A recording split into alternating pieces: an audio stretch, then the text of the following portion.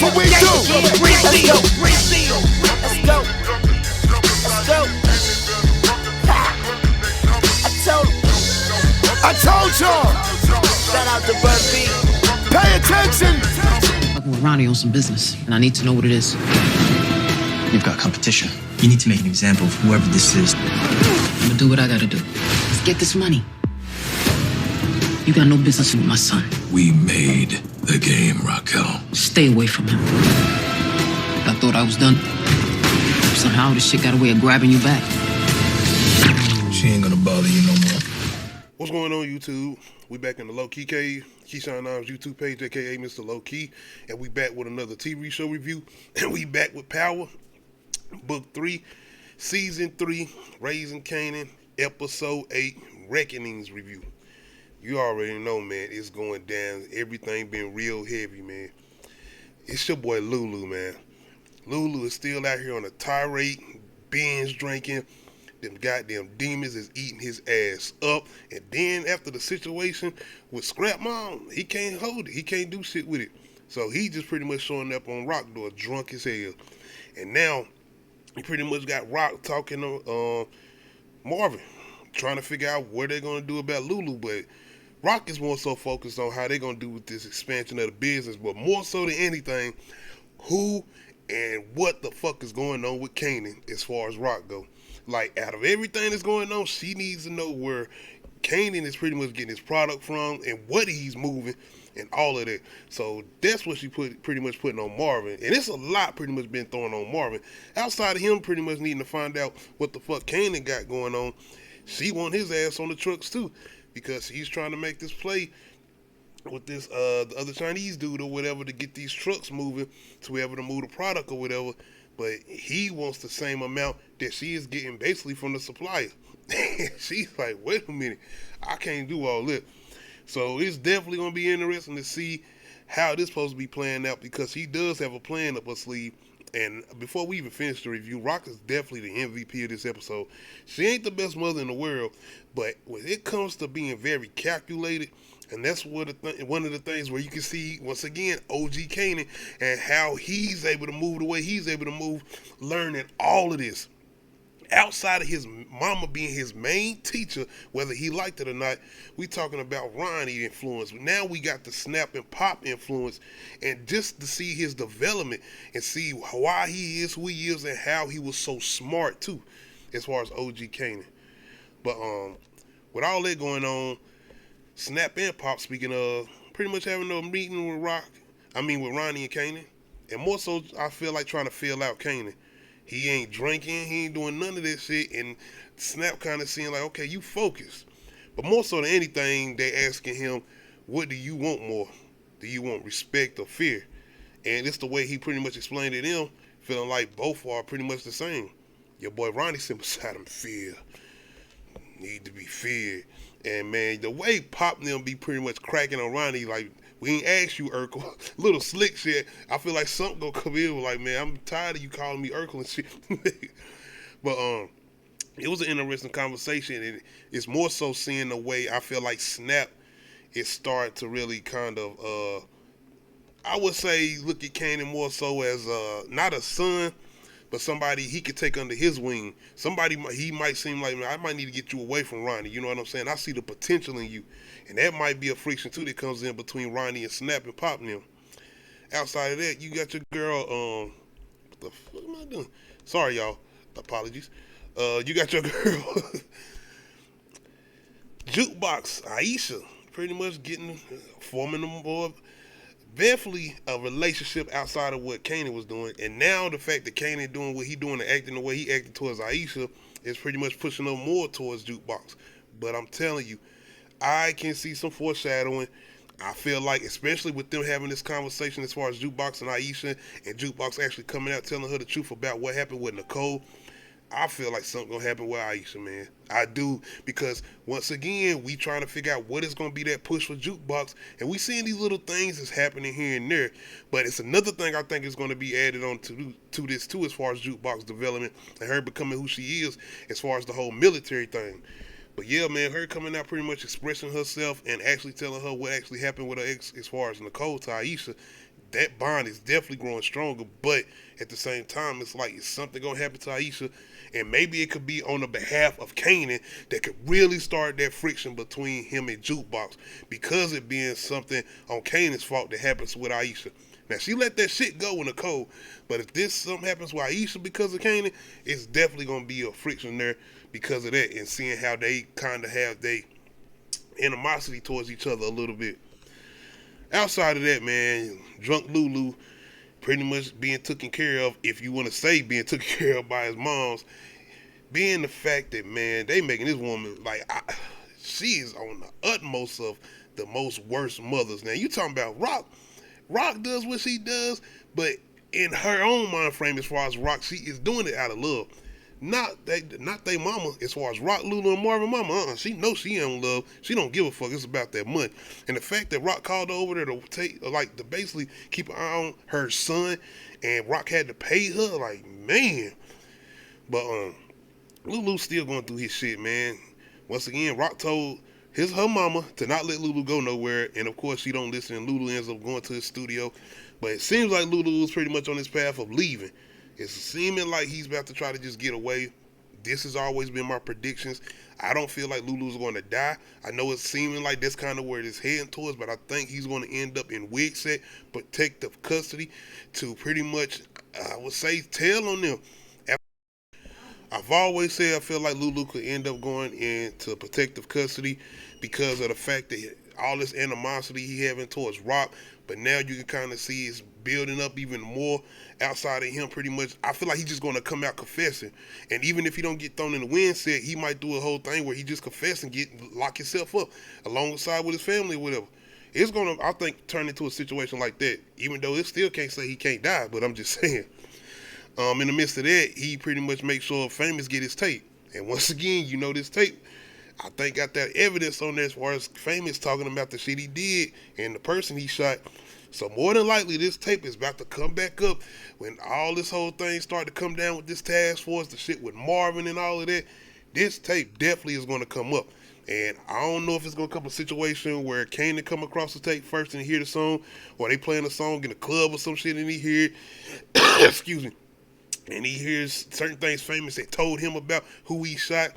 More than likely, Famous can get took out this season. It's looking like it probably is indicating towards that. But, man, we're going to have to see. Marvin, though, he's on this job because, you know, Rock put him out here to see what Kanan them moving and who they moving for. And he does find out. More so than anything, the fact that they are moving heroin. And Marvin enlightening old buddy as far as the carriers on game, like, you know, the cops, they gonna throw you all the way under the jail for this. But see, it's gonna get real interesting for the fact that now Rock is back out here doing what she doing, and now you got the situation that's going on with Marvin and Rock and Kanan and doing what he doing with Ronnie and Snap and Pop. Outside of that, Burke Pops. Your man is really on his determination shit right now, because after everything that's done happened, we can already see kind of where this shit is heading. Him looking for answers, the whole thing with Howard, and more than likely that connection, more than likely coming back together. We're going to have to see, because now he's going to holler at Nicole's dad, and you already know that situation with Nicole and Burke and that whole investigation that started to happen because she was having those conversations with Nicole and Jukebox and all of that. So he's definitely looking for some answers, and it looks like he's not going to be stopping anytime soon. So this definitely might be a thing that comes back on Howard, or more stuff that can end up leading to this task force investigation. Speaking of Howard, man, he's pretty much getting prepped to get moved into the position of the Queen's narcotics. So this came to mind when he having this conversation with this cop that I'm looking like he's more than likely going to be replacing or whatever. But the guy's pretty much letting them know, like, all leads and everything as far as the investigation we have going on, especially with the task force, is leading to Marvin. All the dots are connecting towards Marvin. So you know your boy Howard, when he get that expression on his face, interesting. So I'm wondering if he gonna even get to a situation, or is Howard gonna get to a point where he like, you know what, I'm not even gonna tell Rock. I'm about to take these niggas. I'm gonna do something myself. I'm not sure he's gonna do that, because it's gonna get to a point where he's like, this shit is about to come back on me now. Like, it's a lot of shit that I'm gonna end up going down for, and it's not gonna happen. So it can get to a point, because he been pretty much telling Rock everything, you know, the situation with Lou and all of that, but it can get to a point where he might want to try to dead the situation himself, or even let Marvin go down, which I don't think he's gonna do, because I ain't gonna necessarily say he know Marvin can tell on him, but then again, it's still like, I don't know, because you know Marvin ain't no snitching nothing, but still, it's you, Howard. So it's going to get interesting, man, with everything that's going on around Marvin and the fact that Marvin been doing so good. I knew they was doing this shit to us. I told, man, they going to do this to us. Prepping us up, giving us all this good character development with Marvin and the way he done turned it around from season 1 going into season 3. I knew they was prepping us for this, man. But we already know things are not going to go good for nobody, being who we know Jukebox and Kanan are as far as the original characters. We know nothing is going to go good. Outside of that, man, it's the conversation, man. Once again, you can see Snap.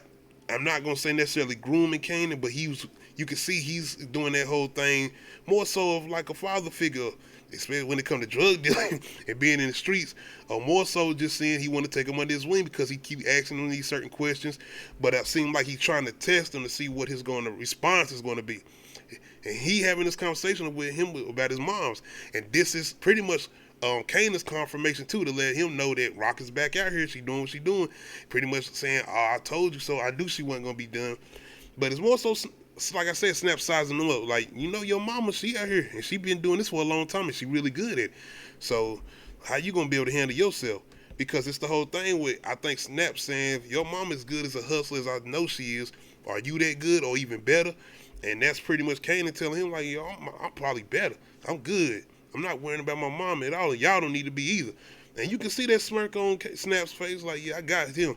I got me one. But not only that, it's the fact that they might have a little thing towards Rock. You could kind of feel like everybody seeming like they got this little thing towards Rock because of, I guess, who she is and her position of power and what type of authority figure she is, especially in the way this episode ends. But outside of that, it's really this great dialogue and conversation we get with Snap, Pop, and Rock, man. I know it rhymes. Don't hate me. That's the way the characters are named. But the dialogue in this, man, shout out to my boy Bunk, man. I know his name not Bunk in this, it's Snap, but the actor playing Snap, as far as, you know, the original guy from The Wire and all these great TV shows and movies. But it's the conversation he having with Rock. Because Rock coming there pretty much saying, y'all need to stay away from my son. I know y'all having dealings with my son and all this and the third. But Snap and Pop letting her know, like, we the original. Like, we are the pretty much creators of what you got going on right now.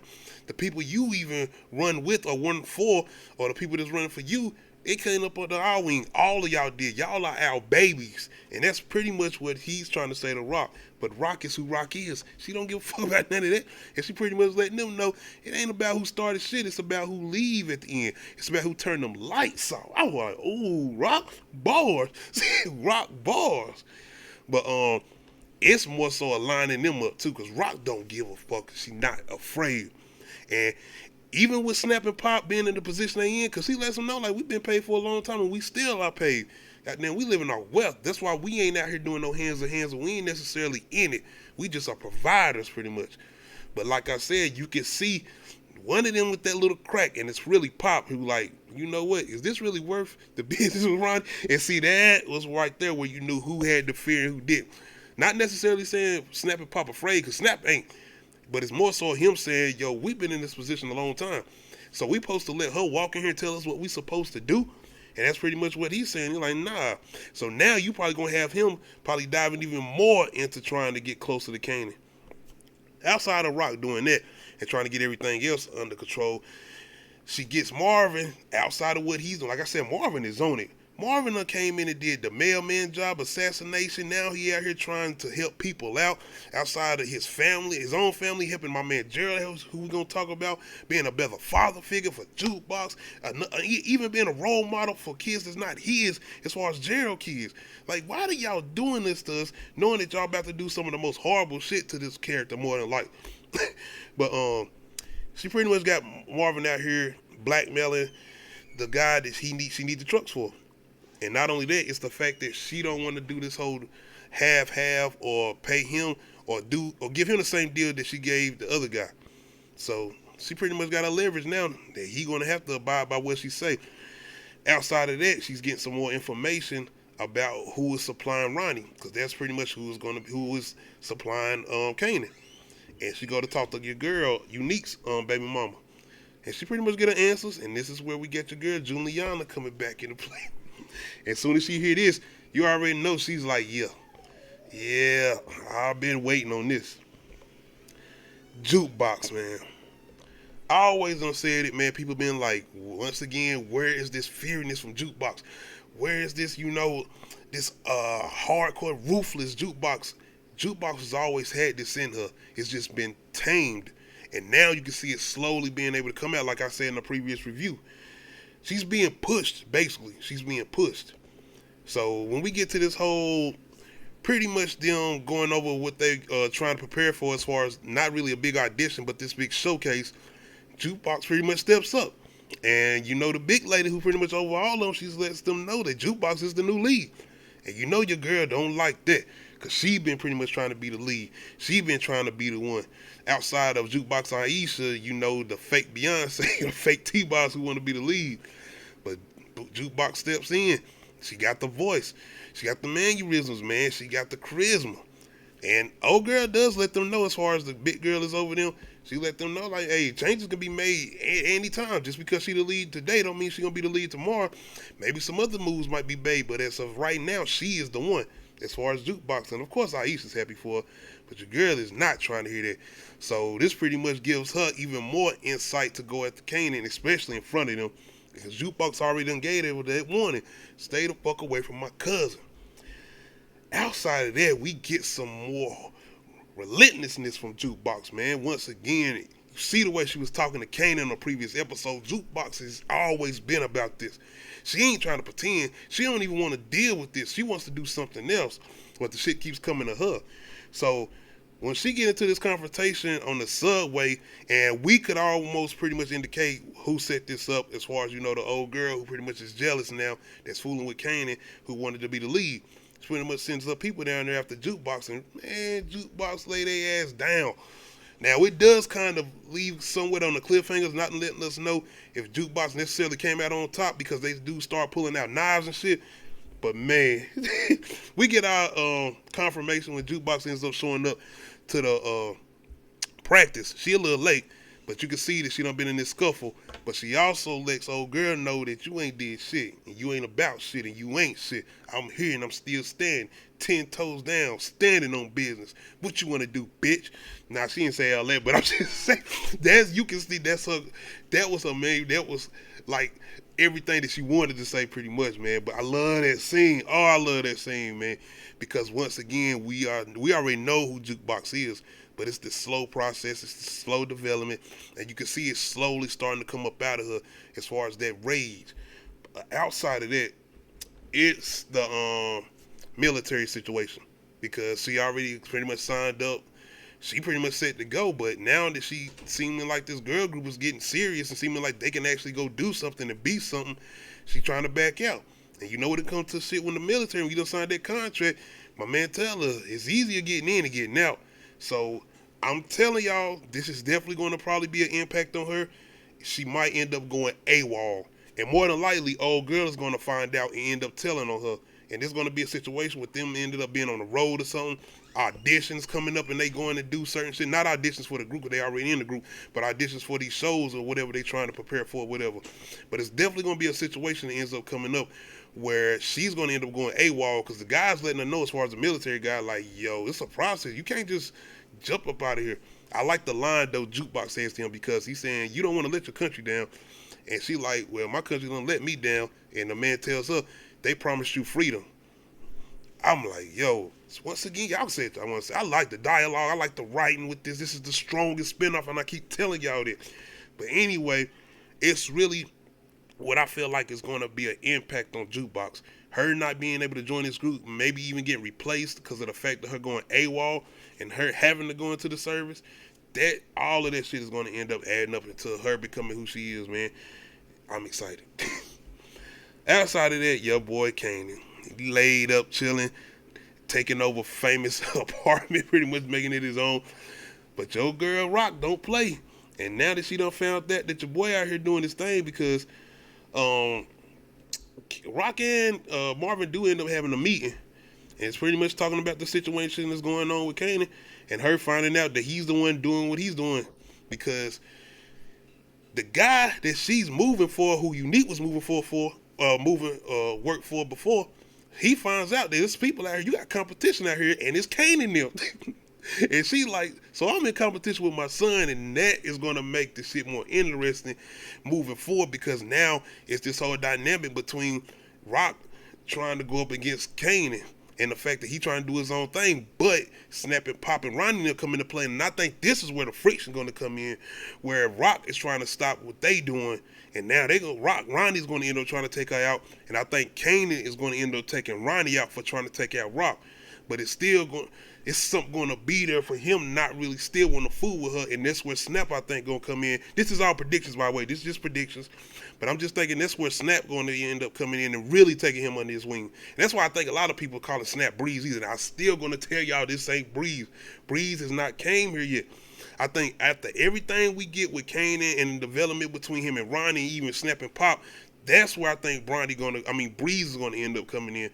After that, we might not get Breeze to season fucking 5 possibly, and he might not get teased until season 4. That's very possible. I'm just saying. But outside of that, it's really just everything that's going on with Kanan and him trying to be laid up. But your girl Rock ended up calling a social worker because once again she's trying to get a hold on this shit. She got to get him to stop doing what he's doing and being able to keep an eye over him. So when the social worker comes up, she tells him, you got 24 hours to get your ass home, bro. You got 24 hours or I'm coming back to police and you're going to be getting thrown into a boy's home. So what do this nigga Kanan go do? He go get his goddamn, because that's pretty much what Ronnie done turned into somewhat, is Kanan's bodyguard. But he go get Ronnie to pretty much not manipulate, but pretty much scare the shit out of the goddamn social worker lady. And I don't know what this nigga said to her, but it's a moment where he actually like takes steps forward towards her and she backing up. And you only could imagine the shit he said to her. But he pretty much tells Kanan that you ain't got to worry about her no more. You ain't got to worry about that no more. I don't think she going nowhere. I think if anything, you'd probably make the situation worse. It all depends though. But I don't know, man. This shit. But once again, the influence.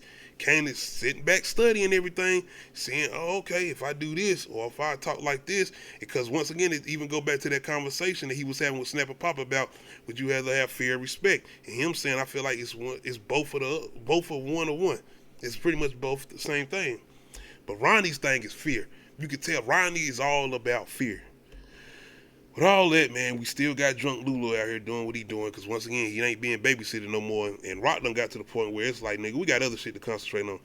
Marvin is very, very, he's consistent on telling Rock, we need to get to Lulu and holler at him. He needs us. That's what Marvin whole thing with Lulu is like. He needs us, and Rock not trying to hear none of that shit. She trying to get shit back into play, because before you seen it, she said, I was done with everything, but now you can see this is like the shit that motivates her. She loves this shit. She loves the adrenaline rush to trying to get the shit back in order as far as the drug game. So that's all she really caring about right now, outside of what Kanan is doing. With all that being said, though, your boy Lulu, he run into a little situation in the alley. People trying to rob him, but he ends up pulling out his gun and pretty much just shooting in the air and shit. Like I said, he's on a drunk tirade. And more than likely, he's going to end up coming across the cops and he ended up saying some shit. And this is why I feel like Marvin is right as far as he needs to be the focus, because he is the one that almost got us fucked up before with Scrap Mom. He needs to be the one we concentrating on. Outside of that, your boy Gerald, man. Marvin been out here 10 toes down for this guy, his drug addiction and everything. And the fact that this dude sitting up here, because we already knew some shit was up when he was the whole thing with, I could write a story on Jukebox, this thing with the history and everything. We knew some shit is going to happen. Something is coming up. So now you got your boy Jared pretty much telling Marvin that, yeah, me doing getting my information on your daughter, some things came up about the record coming in, what happened there with the situation, with the shootings and everything. And then he starts saying some shit about him in newspapers or things he's doing with the NYPD. And it's like, wait a minute. Marvin's like, wait the fuck a minute. When is this? When did you start talking to the cops? You ain't got shit to be saying to the cops.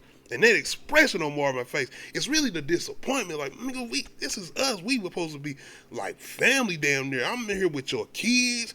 We out here having a conversation about our children. I'm out here trying to get you rehabilitated, and you doing this? Oh, man. Once again, all signs have been pointing to Marvin getting locked up. And we get full confirmation at the end of the episode as far as Gerald going out there to talk to the main task force guys who pretty much been getting all this information about Marvin and pretty much connecting all the dots. But what it is they got something on him, more than likely a drug charge. So now they're pretty much threatening him with his freedom, with his daughters, and that's pretty much the situation. So it's going to be crazy to see how this play out with Marvin, because of course we all want Gerald to go now. Take his ass out. He got to go. Get him out of here. That's what we want right now. But I don't know if that's going to end up happening. It could be even a situation where Marvin don't want to kill him because of his daughters. Like, that's the type of person I feel like Marvin done turned into, and he can end up going down. Man, I don't want to see. We don't want to see that. With all that being said, your girl Rock goes and holler at Juliana's cousin to pretty much getting confirmation on taking out Juliana. And, you know, she throws some sauce on that shit. She like, you know, Juliana be moving around. You see her doing her own thing. And he kind of like, I mean, that's cool. But he really don't like that shit. And he pretty much tells her, do what you need to do. I need to holler at some people first. But that was pretty much him saying, I ain't going to ask no questions if she don't end up showing up tomorrow for brunch. So your girl pretty much shows up on Juliana, who in there get prepped for Ronnie, awkward ass. And she lets her know, like, hey, I got that confirmation. Your girl Juliana trying to say, like, I got some money. I mean, you good. And the way Juliana said this shit, like, you ain't gonna shoot me. I got money. We can twerk this out. Goddamn, Rock pops her ass in the leg. And it's like, oh, just saying the game. You are very, very serious, I see. Of course she is. But it's the conversation and dialogue with Rock, and that's why she my MVP. It's that shit she's saying to her that's so smooth. It's some shit like, yes, I lose sometimes too, but I indulge in that shit. You know, I love it. I got to feel it. That shit is a rush for me. And I'm like, this nigga Rock. You hear her? But yeah, she ends up taking care of the girl Juliana, and I'm talking about what's a fatality shot. 2 shots to the chest, 1 to the head. I'm like, Rock. Fatality. But that was a good scene, man. And once again, it's your boy 50 Cent and the narration coming in there, man. That eerie tone, but not only that, it's his whole talk of revenge. The whole thing with revenge ain't good for business. It ain't even really necessary, but it feels good. And that's enough for me. Woo! Bars. But another good episode, man. We getting close to the season finale, and I will be doing a live for the season finale. But y'all definitely let me know how y'all felt about this recent episode, man. Definitely enjoyed this. Tell me if not. Raising Kanan, Power Book 3 is not the best spinoff. But it's not just the fact of the Power Universe. This can go into the stands with the other shows as far as Snowfall. I'm not going to do The Wire, but I would feel like this is definitely on the comparison level as far as Snowfall. And it's more so a feeling like the reality of it. That's more so what I feel like. But anyway, y'all let me know how y'all feeling about this recent episode, man. And make sure you hit that like button. Make sure you hit that subscribe button. And make sure you hit that notification bell, let you know when I upload new videos. Other than that, we out.